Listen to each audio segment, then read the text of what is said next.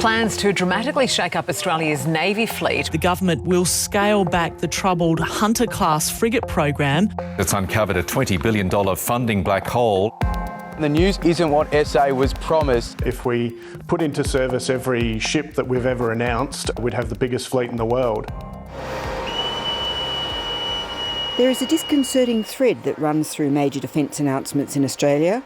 They seem to almost always involve a commitment to some new piece of untried, unspecified, sometimes not even yet designed, new bit of kit. We're also announcing today that we will procure a new general purpose frigate, of which we will procure 11. And this will be a new class of ship for the Royal Australian Navy. Today was no different when the government announced its new Enhanced Lethality Surface Combatant Fleet. There will be a cutback in the number of the large Hunter-class frigates to be built. These were the last troubled investment decision, which has been plagued with problems. With the cost blowing out from $45 billion to $65 billion, the Navy will now only invest in 6 of the vessels instead of 9. There will instead be an expansion in the number of smaller vessels. At least this time around, it is expected to involve the purchase of existing designs. But while we may get a known product, a new twist will be that for the first time, some of them may be unmanned. We're also procuring 6 large optionally crewed surface vessels. This system here is Integrated Platform Management System. The strategy announced today involves spending an extra $11 billion over the next decade. This will, eventually, give Australia a lot more surface vessels, 26 instead of 11. But how does the whole surface fleet strategy fit into Australia's defence position? Well, one of the big problems the governments face at the moment is working out what these surface ships are for. And that's a real problem because what we've discovered over the last century, really, and very acutely over the last few months even, looking at what's been happening in the Black Sea between Ukraine and Russia, is that surface ships are becoming less and less relevant. I think it was quite a positive and bold announcement, which I wasn't expecting it to be. So that is great.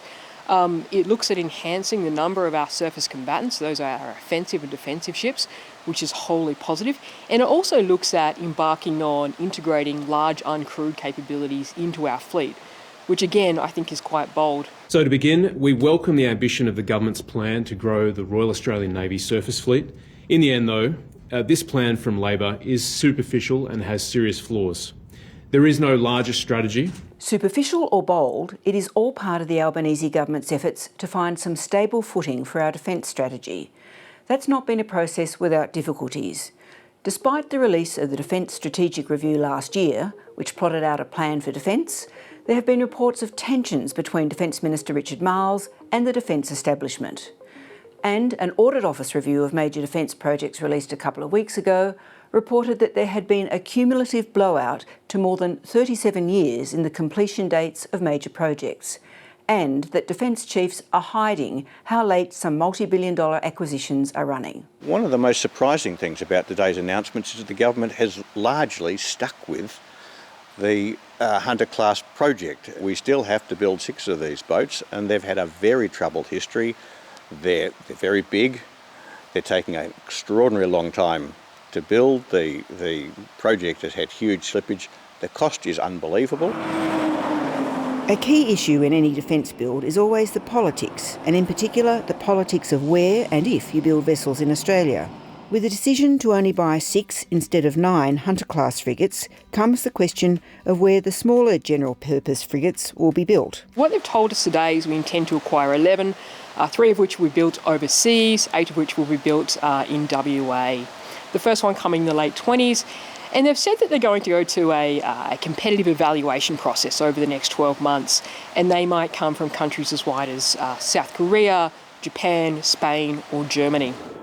Controversially, the plan announced today involves Australia having less surface vessels in service for the remainder of this decade, with the older ships in the fleet to be decommissioned. Obviously, Defence and the government and the independent review team have made an assessment that they think the chances of a major conflict in the region between now and the late 20s are low. Now, that's obviously a risk call based on information and intelligence they have, that's a pretty hard call to make. That once again raises the question of a strategic gap at a time when China is rapidly expanding its naval fleet. We face a very high probability of a major gap in our submarine capability over the decades ahead. And today's announcement will do nothing to ease the problem we have with the deteriorating capability of our surface ships, particularly when you bear in mind that the most probable adversary, China, has a capability in its navy that's going up like that, where ours is at best going along like that. Less ships in the short term, a lack of clear detailed strategy in the longer term. There seems to be a way to go yet on framing Australia's defences. Richard Marles is the Deputy Prime Minister and Defence Minister. Minister, welcome to 7:30. Good evening, Sarah. Is this the last chance to get the makeup of Australian naval forces right in the face of China's massive military build-up? Well, having made this decision, it is very important that the nation sticks to it. That we take our surface combatant fleet from 11, which is what it is today, up to 26. What we're trying to do in a strategic sense is, in the face of great power competition where outcomes are uncertain, is making sure that we, over the course of the decade, become a much more capable nation which is able to maintain our way of life no matter what happens in terms of that great power competition. And we do that by contributing to the collective security of the region in which we live, the maintenance of the rules-based order. And that really does require an ability to project, which of course is why we've acquired nuclear-powered submarines, but why we also need a highly capable surface fleet, which we've announced today. So listening to you, obviously the analysis of the situation that Australia faces now is critically important. So let me ask you this. If the Chinese maintain their military build-up at the rate that it's at now, have your analysts told you how big China's military capacity will be by the time Australia's first new ships get in the water? Well, it's obviously difficult to predict that trajectory, but we can obviously look over the past and see that what is happening is that China is engaged in the biggest conventional military build-up in the world since the end of the Second World War. And what that has done is give China a much greater ability to seek to shape the world around it, which is what it's seeking to do. And it's in those circumstances that we need to be making sure that we are as capable as possible. It's not that anyone is imagining that Australia is going to be invaded. As we've said before, there's a whole lot of damage that can be done to Australia before anyone would need to set foot upon our shores. But it is trying to ensure that no matter what potential threats there are of coercion, we are in a position to maintain our way of life, that we have the capability to deter coercion, and that's what the building of this surface fleet will seek to do. In this plan, the number of ships decline before they grow again in 2031. Is that based on any actual analysis that China is less likely in that period to either carry out an invasion of Taiwan or a blockade of Taiwan? Well, again, I wouldn't want to construct the development of our Navy against any particular scenario.